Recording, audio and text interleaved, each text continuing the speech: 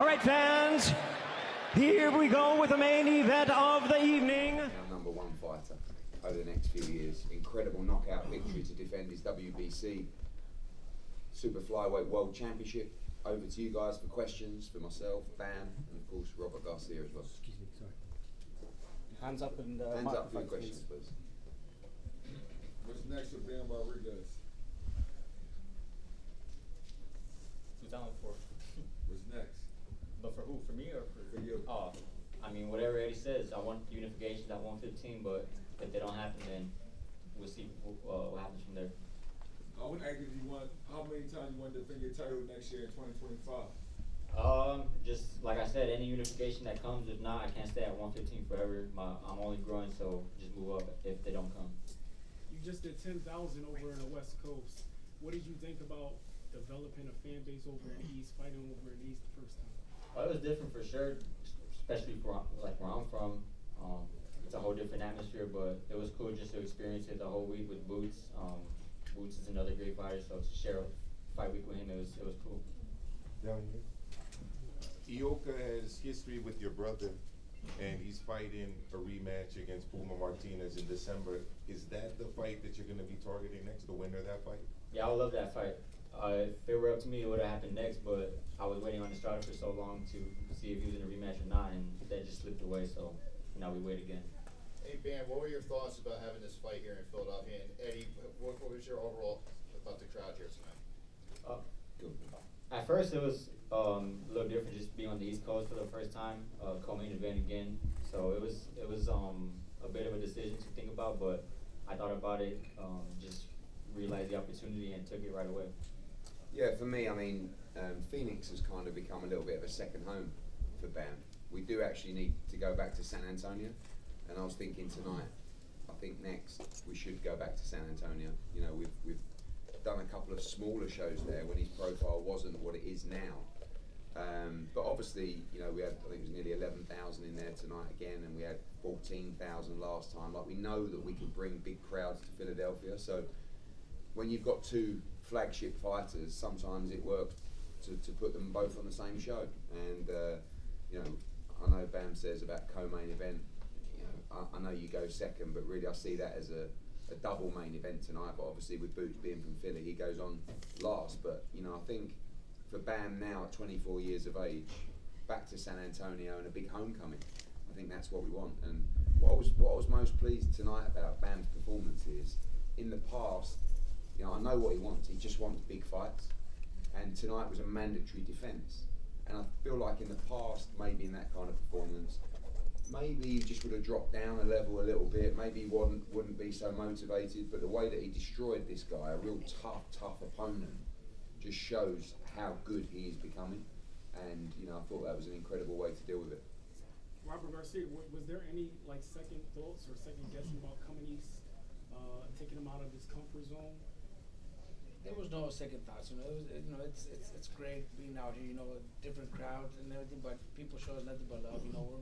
We're more than happy to come back if possible. You know, that's obviously Eddie and the promotion's job. But you know, I think Bam is definitely next time wherever it is, he's the main event. You know, his performance showed it.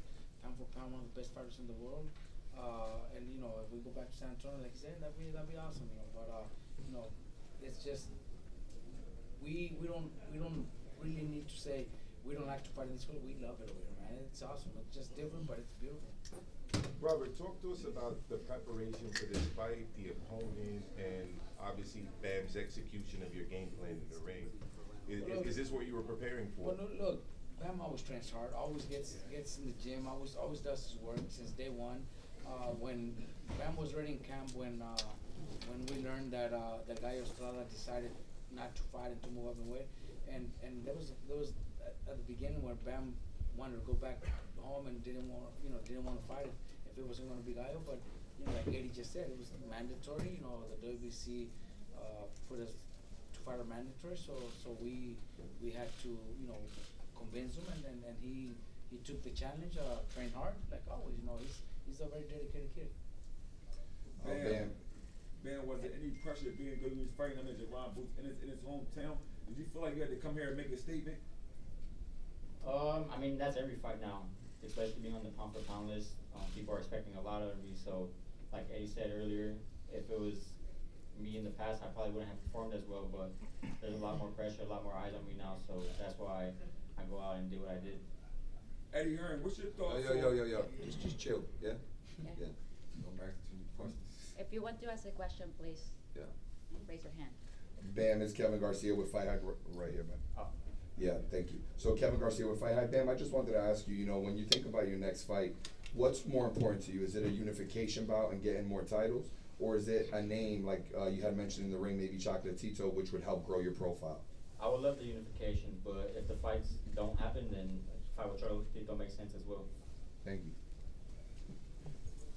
Bam, congratulations, another huge knockout, number 3 pound for pound. But Robert turns pro, and right now for me, Robert Garcia's trainer of the year. So tell me about being with him since day one. Man, if it weren't for Robert, I wouldn't be where I'm at today. Not only does he train me, but he manages me as well. And since day one, he's put me in the right position, and it all paid off. And this is why I'm here. If it weren't for him, then I don't know where my career would have gone. Bam, George Hansen, C-Boxing Info. Just watching you, man, over the years, every fight you get better and better, and I looked at your footwork tonight, and this question is for you, Robert. What's the secret? I'm watching the footwork. So that's, you don't teach stuff like that. You practice it. Obviously, you practice it, and I could try to teach it to other guys, and they'll never be able to do it. He just has that. Since day one. Since he was a kid, he started coming to my gym at 15, and the footwork is beautiful. I love footwork. One of my favorite fights is Gonzalez, and those that remember him, he had beautiful footwork. So he's just one of those kids that's very natural, and it's just natural talent.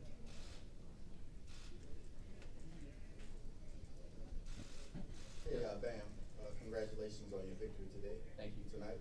What are your thoughts on being a part of a Riyadh season card? I mean, that'd be amazing. I've seen those kind of cards. I've even actually went to the one in LA, and just those are dope. So to be a part of something like that would be cool. Hopefully in the future I'll be put on the card. Hey Bam, this is for you and your trainer. What percentage of your potential, do you think we've seen thus far in your career? Y'all haven't seen the full, that's for sure. I'm not sure how much y'all have seen, but I mean, I'm a lot better than what I've showed, I believe. He's only 24, so that just says it all, man. He's only 24.